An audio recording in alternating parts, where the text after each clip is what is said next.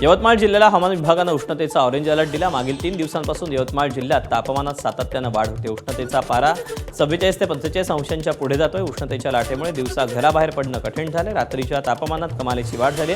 उष्णतेची लाट आणखी काही दिवस कायम राहणार असल्याचा अंदाज वर्तवण्यात आला आहे।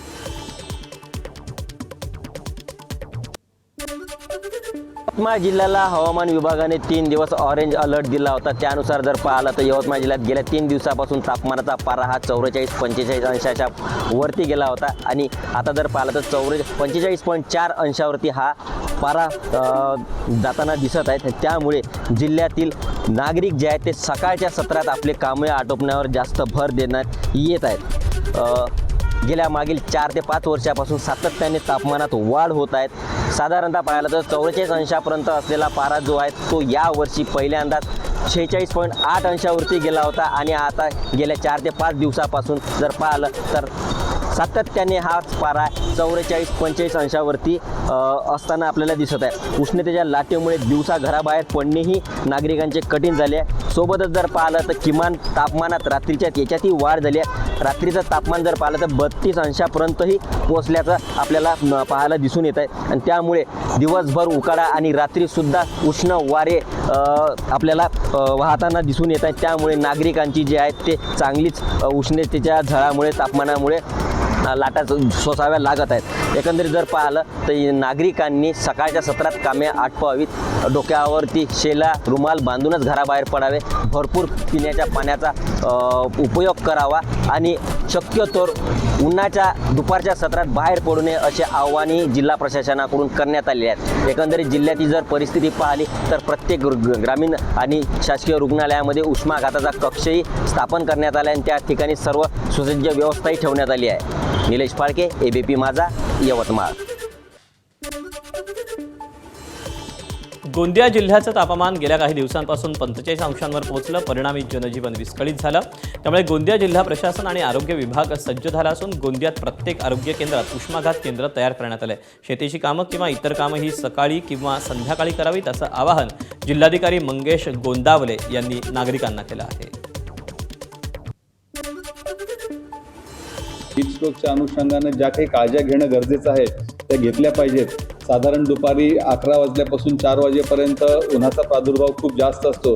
त्यामुळे अंगमेहनतीची शेतात जाऊन करावयाची कामं ही घेऊ नये, त्या कालावधीमध्ये करण्यात येऊ नयेत। आणि आपण जेव्हा कामं करत असतो तेव्हा अधूनमधून पाणी पिणे किंवा डोक्यावरती छत्री किंवा सावली किंवा टोपी अशा पद्धतीचं काहीतरी नियोजन करणे या सर्व खबरदारी घेतल्या पाहिजेत। कुठल्या परिसरामध्ये उष्णतेचे प्रमाण फार वाढलं म्हणजे उष्माघाताची रुग्ण वाढू शकतात। त्यामुळे नागरिकांनी सकाळी उठून पहिले प्रहरी म्हणजे 11 वाजताच्या आजपर्यंत सर्व शेताची कामं वगैरे करावी। दुपारच्या वेळेस विश्रांती घ्यावी।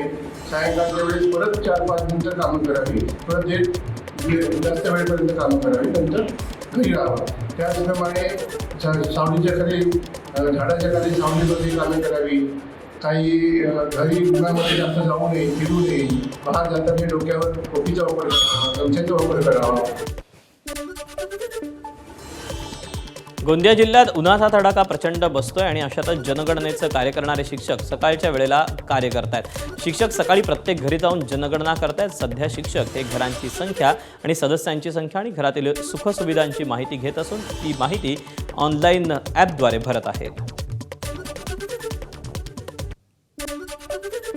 वर्ध्यात वाढत्या उष्णतेनं तापमान 47 अंश सेल्सिअसवर पोहोचलं असून रस्त्यानं जाणाऱ्या नागरिकांना पाण्यासाठी भटकंती करावी लागते। यात पार्श्वभूमीवर सामाजिक संस्थांनी पुढाकार घेऊन शहरात ठिकठिकाणी पाणपोई उभारल्यात। पाणपोईच्या माध्यमातून नागरिकांना थंड पाण्यासह रसना सारख्या शीतपेयांचीही व्यवस्था करण्यात आली असून या उपक्रमाला नागरिकांचाही चांगला प्रतिसाद मिळतोय। वर्धा जिल्ह्याला उष्णतेचा रेड अलर्ट जाहीर केलेला आहे। वेधशाळेने दिलेल्या सूचनानुसार तापमान जे आहे हे तापमानसुद्धा सतत वाढताना दिसतंय। वर्ध्याचं तापमान जे आहे ते 47 अंश सेल्सिअस इतकं नोंदवलं गेलं। अशामध्ये या संपूर्ण उष्णतेपासून उसंत मिळावी, नागरिकांना कुठेतरी राहत मिळावी यासाठीच ठिकठिकाणी पाणपोई सारखे जे उपक्रम आहे हे राबविले जात आहे। वर्ध्यात पाणपोईची संख्या आता वाढली आहे आणि रस्त्याने जाणाऱ्या येणाऱ्यांना पाणपोईमधून पाणी जे आहे हे शीतल पाणी मिळावं यासाठी यासाठीचा प्रयत्न जो आहे विविध सामाजिक कार्यकर्त्यांकडून होतो आहे. असाच एक उपक्रम जो आहे तो या गोपुरी परिसरामध्ये राबविण्यात आला. पाणपोई जी आहे या ठिकाणी सुरू करण्यात आली. वर्धा शहरात अनेक ठिकाणी अशा प्रकारच्या ज्या पाणपोई आहे या सुरू करण्यात आल्या. विशेष म्हणजे पाणपोईच नाही तर या ठिकाणी रचनासारखं जे पेय आहे हे सुद्धा नागरिकांसाठी आता उपलब्ध करून देण्यात आलेलं आहे. रचना नागरिकांना उपलब्ध व्हावी आणि ते पाणपोईच्या माध्यमातून असा एक वेगळा उपक्रम जो आहे येथे संतोष यादव यांनी सुरू केलेला आहे. तो फिलहाल में वर्धा में सबसे ज़्यादा हाई टेम्परेचर 47 का चल रहा है. इस समय राहगीरों को हमने एक विचार किया, सभी यहाँ के हमारे साथ में जो कार्यकर्ता, हमने विचार किया कि इतनी तेज़ धूप में जनता के लिए हम लोगों ने अच्छा एक योगदान प्लानिंग किया. इसके लिए एक दिन 7 दिन ऐसा कुछ छाछ और मट्ठा रखते हैं हम लोग यहाँ पे, और 7 दिन जलजीरा रखते हैं. आज कुछ नया किया, रसना रखे, और यहाँ डेली से 20 से 25 कैन रोज हमारी आने जाने वाले मुसाफिर पीते हैं. कितने लोग करीब करीब यहाँ पानी पीते होंगे? यहाँ पे डेली का कम से कम 300-400 लोग तो पी के जाते हैं परफेक्ट. सुमारे 300-400 जे नागरिक आहेत या रस्त्याने येतात, या ठिकाणी पाणपोई सुरू केली, या ठिकाणी पाणी पितात आणि आपली जी तहान आहे हे तहान भागवण्याचा प्रयत्न जो आहे या तापता उन्हात केला जातोय. आणि त्यालाच या अशा प्रकारच्या उपक्रमाने सामाजिक कार्यकर्ते सुद्धा जोड देत आहे. एकनाथ चौधरी, ABP माझा, वर्धा. महाराष्ट्रात उष्णतेची तीव्र लाट कायम असून उन्हाळी सुट्ट्यांमुळे राज्यभरातील शाळा बंद आहेत. दरम्यान वाढत्या तापमानाच्या पार्श्वभूमीवर शाळा उशिरानं सुरू होण्याची चर्चा रंगली असून विदर्भात 15 जूनऐवजी 26 जूनपासून शाळा सुरू होण्याची शक्यता व्यक्त केली जाते. मात्र याबाबत अजून तरी कोणताही अंतिम निर्णय झालेला नसून शालेय शिक्षण विभाग लवकरच या संदर्भातला निर्णय जाहीर करेल अशी माहिती शालेय शिक्षण राज्यमंत्री पंकज भोयर यांनी दिली आहे. सध्या विदर्भामध्ये उष्णतेची फार मोठ्या प्रमाणात लाट चालू आहे आणि हीच जर का परिस्थिती 10 जून नंतर 12 जून नंतर कायम राहिली तर निश्चितपणे विदर्भातल्या विद्यार्थ्यांच्या हिताच्या दृष्टिकोनातून शाळा सुरू होण्याची तारीख पुढे करण्यात येईल. ह्या संदर्भात प्रशासनाला तसे निर्देश देण्यात आलेले आहे. प्रशासन लक्ष ठेवून आहे. जर का अशा पद्धतीची परिस्थिती 10 जून 12 जून नंतर देखील कायम राहिली तर निश्चितपणे शाळा सुरू करण्याची तारीख विदर्भातली पुढे ढकलण्यात येईल. तेव्हा आता या सगळ्या संबंधी काय पुढे होतंय पाहणं महत्त्वाचं असेल. आणि यानंतर पुन्हा एकदा बातम्यांचा सुपरफास्ट आढावा सुरू करूया. मुंबईला पाणीपुरवठा करणाऱ्या जलाशयांमध्ये अत्यल्प पाणीसाठा शिल्लक आहे. या पार्श्वभूमीवर मुंबई महानगरपालिकेकडून 15 मे पासून 10% पाणी कपात लागू करण्यात आली. त्यानुसार ठाणे महापालिका हद्दीतील काही भागांमध्ये पाणी कपातीची अंमलबजावणी सुरू करण्यात आली. नौपाडा, कोपरी, लोकमान्य सावरकर नगर, वागळे, माझेवाडा, मानपाडा प्रभागातील अनेक भागांमध्ये ही कपात लागू राहील. त्यामुळे नागरिकांनी पाण्याचा वापर काटकसरीनं करावा असं आवाहन महानगरपालिकेनं केलं आहे. जायकवाडी धरणामध्ये 2014 साली झालेल्या गाळ सर्वेक्षण सर्वेनुसार जायकवाडी धरणामध्ये 8.24% इतका गाळ जमा झालेला आहे. मागील 12 वर्षामध्ये प्रत्येक वर्षी होणारी पाण्याची आवक बघता मोठ्या प्रमाणात गाळ आलेला असल्याची देखील शक्यता आहे. त्याच्यामुळे या गाळामध्ये देखील नक्कीच वाढ झालेली असणार आहे. ह्या गाळामुळे सिंचनासाठी आणि जे काही पाणी उपलब्ध होतं आपल्याला धरणामध्ये तर याच्यात देखील घट होतच असते. आणि अंदमानच्या समुद्राचा बहुतांश भाग मान्सूननं व्यापला. पुढील 3 ते 4 दिवसात मान्सून वेगानं पुढे सरकण्यास अनुकूल परिस्थिती आहे. नैऋत्य आणि आग्नेय अरबी समुद्र तसंच कोमोरिन परिसर मान्सूननं व्यापलाय. बंगालच्या उपसागराच्या काही भागातही मान्सूनची चांगली प्रगती झाली आहे. राज्यात काही भागात तीव्र उष्णता आहे. तापमानात सातत्यानं वाढ होते तर दुसरीकडे साताऱ्यातल्या महाबळेश्वरमध्ये पावसाच्या सरी जोरदार बरसल्या. महाबळेश्वरसह तापोळा, प्रतापगड परिसरात रिमझिम पाऊस झाला. काल मुसळधार पावसानंतर पुणे मेट्रोचा एक व्हिडिओ सोशल मीडियावर प्रचंड व्हायरल झाला. या व्हिडिओमध्ये मेट्रोच्या डब्याच्या छतातून पावसाचं पाणी गळत असल्याचं स्पष्टपणे दिसतंय. त्यामुळे पावसाचं पाणी थेट मेट्रोच्या आत येत होतं. नव्यानं सुरू झालेल्या मेट्रो सेवेतच अशा प्रकारची घटना घडल्यानं नागरिकांनी संतापही व्यक्त केला. देशाचे संरक्षण मंत्री राजनाथ सिंग आज शिर्डीच्या दौऱ्यावर आहेत. त्यांनी डिफेन्स क्लस्टरचं उद्घाटन केलं. तत्पूर्वी राजनाथ सिंग यांनी साई दरबारी जाऊन साई समाधीचंही दर्शन घेतलं. यावेळी मुख्यमंत्री देवेंद्र फडणवीस, जलसंपदा मंत्री राधाकृष्ण विखे पाटील, विधान परिषदेचे सभापती राम शिंदे उपस्थित होते. राजनाथ सिंग यांच्या हस्ते साईबाबांची पाद्यपूजा आणि आरतीही संपन्न झाली. साईबाबा संस्थांच्या वतीनं राजनाथ सिंग यांचा साईबाबांची मूर्ती आणि शाल देऊन सत्कार करण्यात आला. मुंबईत भाजप शिवसेना नेत्यांमध्ये विधान परिषद जागा वाटपावर खलबतं सुरू आहेत. भाजपचे प्रदेशाध्यक्ष रवींद्र चव्हाण, चंद्रशेखर बावनकुळे यांची एकनाथ शिंदेंसोबत चर्चा झाली. शिवसेनेनं 7 जागांची आग्रही मागणी केली.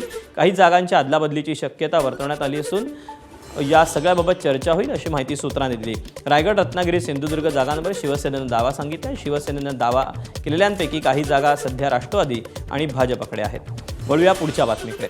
विधान परिषदेच्या काही विदर्भात 5 जागा आहेत. नागपूर, अमरावती, यवतमाळ, भंडारा, गोंदिया, गडचिरोली, चंद्रपूर, वर्धा या स्थानिक स्वराज्य संस्थांच्या मतदारसंघाचा यात समावेश आहे. यातल्या 4 जागांवर भाजप तर यवतमाळ शिवसेना लढणार असल्याची माहिती आहे.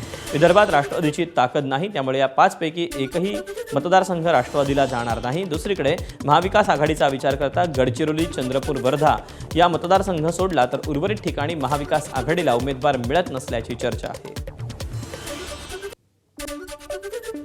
प्रवीण पोटे पाटील हे मागील 2 वेळा अमरावती विधान परिषदेमधून निवडून आले होते. भाजपकडून प्रवीण पोटेंसह शहर जिल्हाध्यक्ष नितीन धांडे हे इच्छुक आहेत. मात्र राणा दाम्पत्याचा प्रवीण पोटेंना विरोध आहे. पोटेंना पराभूत करण्यासाठी आमदार रवी राणा यांची फोनवरून अनेक नेत्यांची बोलणी सुरू असल्याची माहिती आहे. रवी राणा हे त्यांचे भाऊ सुनील राणा यांना मैदानात उतरवणार अशी चर्चा असून राणा हे काँग्रेसच्या नेत्यांसोबत चर्चा करत असल्याची माहिती आहे. तर काँग्रेसकडून ऐनवेळी मोठी घोषणा होऊ शकते. पोटेंना टक्कर द्यायची असेल तर यशोमती ठाकूर यांनी निवडणूक लढवावी अशी चर्चा सध्या अमरावतीत सुरू आहे. स्थानिक स्वराज्य संस्थांच्या विधान परिषद निवडणुकांसाठी अनेक जण तयारी करत आहेत. कोकणातील रायगड, रत्नागिरी आणि सिंधुदुर्ग या विधान परिषद जागेसाठी शिवसेनेतून राजन साळवी यांच्या नावाची चर्चा आहे. पक्षानं संधी दिली तर निवडणूक लढायला आवडेल अशी इच्छा ही पक्षातील नेत्यांकडे व्यक्त केली असल्याची भावना राजन साळवी यांनी एबीपी माझाशी बोलताना व्यक्त केली. हा मतदारसंघ आधी शिवसेनेला मिळाला पाहिजे आणि शिवसेनेला मिळाल्यानंतर गेली 40 वर्ष मी शिवसेना पक्षाचं काम करतो. त्यात नगरसेवक, नगराध्यक्ष, जिल्हा प्रमुख, आमदार, उपनेता असं राजकीय प्रवास माझा सुरू झालेला आहे. हे सर्व असणारे नगरसेवक, जिल्हा सदस्य सर्व माझ्या परिचयाचे आहेत. त्यामुळे मला पक्षाने संधी दिली तर नक्कीच मला आवडेल. कर्जत जामखेडचे आमदार असलेले रोहित पवार बारामतीमध्ये जनता दरबार घेतात. गेल्या काही दिवसांपासून रोहित पवार बारामती विधानसभा मतदारसंघात ॲक्टिव्ह झालेत.